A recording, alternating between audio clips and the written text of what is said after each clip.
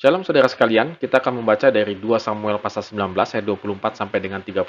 Saudara, saya akan membaca beberapa bagian saja dan saya berharap saudara tetap membaca semua bagian ini.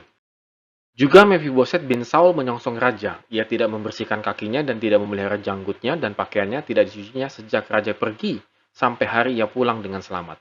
Ketika ia dari Yerusalem menyongsong raja, bertanyalah raja kepadanya, "Mengapa engkau tidak pergi bersama-sama dengan aku, Mephiboset?" Tetapi raja berkata kepadanya, "Apa gunanya engkau berkata-kata lagi tentang halmu? Aku telah memutuskan engkau dan Ziba harus berbagi ladang itu." Lalu berkatalah Mephiboset kepada raja, "Biarlah ia mengambil semuanya, sebab tuanku raja sudah pulang dengan selamat." Ya, keadaan Mephiboset yang digambarkan ketika dia menyambut Daud adalah tidak membersihkan kaki, tidak memelihara janggut, pakaiannya tidak dicuci, dan tindakan tidak merawat diri ini itu merupakan sebuah tanda berkabung yang lahiriah. Jadi Mephiboset bisa memelihara, bisa menunjukkan maksud saya, bisa menunjukkan perasaannya yang dalam sekali, duka yang sangat dalam. Ketika Absalom dia tahu sudah meninggal, maka dia berkabung. Artinya, dia mengetahui dan memahami perasaan apa yang Daud rasakan. Dia seperti memperagakan bahwa yang meninggal itu adalah anaknya sendiri. Maka dia pasti akan sangat berkabung dengan dalam dan dia tidak akan mengurus urusannya dirinya. Sehingga sangat tidak terpelihara lah dirinya itu sendiri. Namun, Mephiboset juga mengadukan fitnahan Ziba kepada Daud. Hal ini juga sangat mengganggu bagi Mephiboset. Bahwa ia tuh ingin pergi bersama dengan Daud, namun Ziba mengatakan kepada Daud kalau ia mau merebut Yerusalem. Kita bandingkan 2 Samuel 16 ayat yang ketiga. Jadi memang ini sebuah fitnah.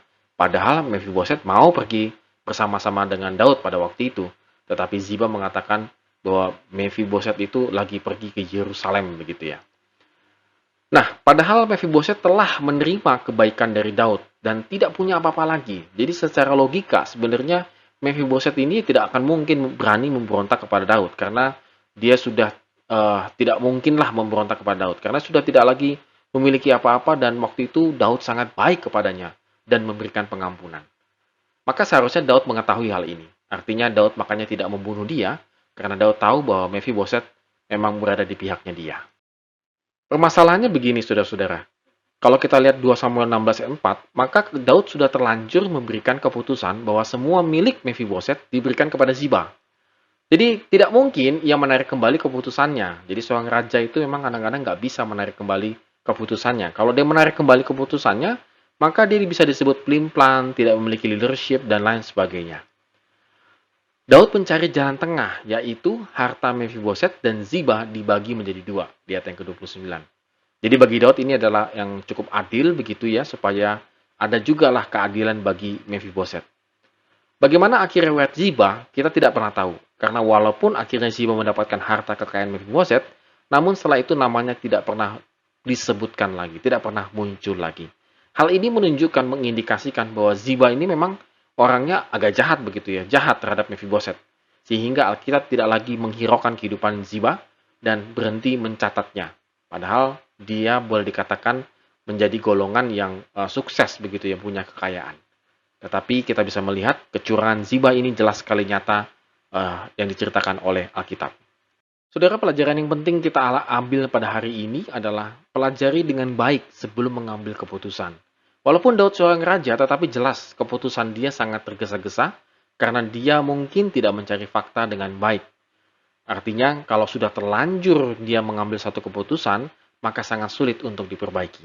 Saya rasa sama juga dengan kita, saudara sekalian. Mungkin banyak sekali keputusan-keputusan yang kita ambil dengan gegabah, cepat-cepat tanpa melihat dulu kasusnya dengan baik, sehingga ketika kita ambil keputusan, ternyata salah, maka kita bingung sekali untuk memperbaikinya. Oleh karena itu, saudara sekalian, kembali lagi saya ingatkan. Kita diingatkan kembali deh. Minta hikmat Tuhan ketika kita sebelum mengambil keputusan apapun dalam hidup kita. Tidak ada salahnya kita berdoa terlebih dahulu. Tidak ada salahnya kita minta waktu untuk merenungkan dan mendoakan. Sehingga keputusan yang kita ambil itu sesuai dengan kehendak Tuhan. Amin. Tuhan Yesus memberkati kita semua.